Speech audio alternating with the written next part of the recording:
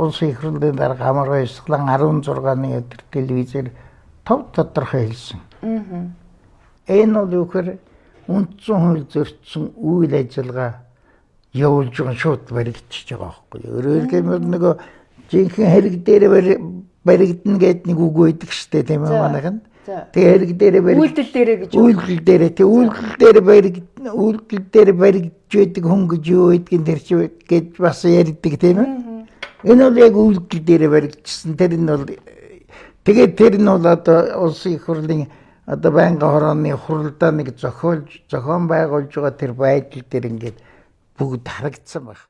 Хэлээд ч амар ойсгалан дарах булган туяа дарга 16-ны өдөр заяа. Нөгөө бүр хурал нь яхасаа өмнө нөгөө хөөхөн залээ зохиох ярьсан гэдэг. Тэн дээр яатсан баг. Тэр шууд эндээс л үйлдэл дээр л баригдчихсан байхгүй. Би цаг үеийн холбож ярьж шүү. Одоо бол улсын их хурлын дарга биш болсон. Одоо бол улсын их хурлын гишүүн. Улсын их хурлын дарга амар баясгалан тэд булган хоёр бол юу гэхээр булган туяа хоёр тэр хуралдааны үйл ажиллагаанууд шөнжөнгөө явал маргааш өглөө бол ачим болсон шүү дээ. Энд юу болсон гэхээр улсын их хурлын гишүүдийн хилцэж байгаа асуудал үндсэн хууль зөрчих юм байдалтай байх зөрчих юм бол тэр юунд оролцохгүй хэрэгтэй байхгүй юу? Эсэргүүцэх. Энд чинь тэр хуулиар нь олгогдсон зүйл байхгүй. Гэтэл хурал даргалагч нь яаж вэ нэхээр тэдгээр гишүүдийг сонгогчдын өмнө гутаах арга хэмжээ авч байгаа. Тэгээ яасан гэхээр тэр гишүүнийг нэр усаар зуусаад аль намын хүн хэрвээ тойргоос гарсан бол тойргийг нэлээд эсвэл одоо тойргоос гараагүй жигсаалтаар бол тэрнийг хэлээд энэ байхгүй цоллоод л юм аа. Энэ цоллох асуудал бол одоо миний ажигласан 8 цаг хүртэл яаж байснаа залхаад алга болсны гэсэн. Тэгээд дахиад шөнжингөө маргааш өглөө хүртэл явсан шүү дээ. Тий. Тэгэхээр энэ чинь шүү дээ. Хурал даргалах гэдэг чинь урдагтай ажил байхгүй. Хурал даргалж байгаа хүн бол яг хэр чиний эсрэг одоо тэр заа дотор чинь оролцож байгаа хүмүүс нь янз бүрийн бодолтой нэг талын хүмүүс биш байх нь ийм нөхцөл чинь тэр төвч байрсуу. Оролцогчийг хэний ч одоо их юу гомдох юм хэний ч эсрэг хандсан байдалтай биш. Ажил хэрэгч байдлаар ингэж сайхан удирдах ёстой. Энэ дээр том алдаа гаргаж байгаа. Одоо тэгээ юу да хэрвээ цэцэс үндсэн зөрчсөн гэдгийг тогтоогод гараад ирвэл одоо улсын хурлын цэц буруу тэгсэн ангисан гэсэн дэми юм ярих ямар ч үндэслэл байхгүй. Цэц тэгж ялаа инглээ энтер гэж ярих тийм ёсон байхгүй үндсэн хуулиар. Шууд л одоо бид одоо буруучжээ.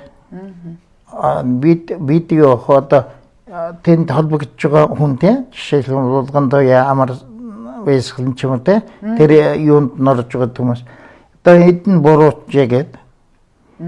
Тэгээ одоо яг л улсын их хурлд бол арга хэмжээ авах эрхвээ.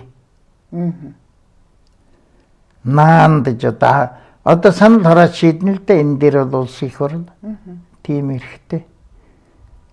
Ямар арга хэмжээ авах вэ? Одоо хамгийн чанга арга хэмжээ авах гэх юм бол одоо эгүүр татчих болно. Энэ үндсэн хуулийн дагуу хийж байгаа зүйл. Яг дангаргаас нь ятсан. Жишээлх юм бол даргаас нь одоо огцруулна гэд болгон таяг бол тим шийдвэр дэд даргаас нь огцруулна гэд тим шийдвэр гаргаж болно. Бүр зөөл нь яахчгүй гэд санал хураагаад тэгээд юу ч болохгүй өнгөрч магадгүй. Тэгэхээр ингэхээр ядаж нэг жижигхэн юм ингэж жижигхэн нясалж нийгэмд сайхан харагдахын тулд няслах хэрэгтэй болох уу? Тэр даргаас нь огцлуулах ч юм уу? Яахчгүй үлээд шүү дээ. Тангаргаас идсэн байхад ингээд энэ улаан цагаан те үндэслэн бүрдчихэд их ямар улаан цагаан яасан муухай энэ бэн улсын хурлын гишүүчин энтергийг гин үздэй. Ер нь юу ч одоо хууль гэдэг бол тухайн нийгмийн парламентаар батлагдсан ёс суртахууны хэсэг юм. Энэ одоо том философи. Тэгээд бид нар ч өөрснөө арчилсан үндсэн хөлтэй улсууд бас нэлээд дөмөг ёс суртахуунтай гэж ярих дуртай шүү дээ. Тэгээ ёс суртахууныхаа ерөөсөө яг ёс суртахууныхаа өмнөөс буруутгаж байгаа байхгүй. Ааха. Тэгэхээр 71 гишүүнийг одоо нэрээр нь гараад ирэхэд энэ бол ёс суртахууны одоо вэний стандарт гэдэг хоёр дэмэл баяр суурьтай ингээд. Ааха. Ёс суртахуунгүй. Нэг асуудал дээр тийм хоёр өөр эсрэг тесрэг баяр суурь яадаг. Өөрөөр хэлэх юм бол арчилсан бүх шаналлагатай. Гэж үнэлэгдэн шүү дээ.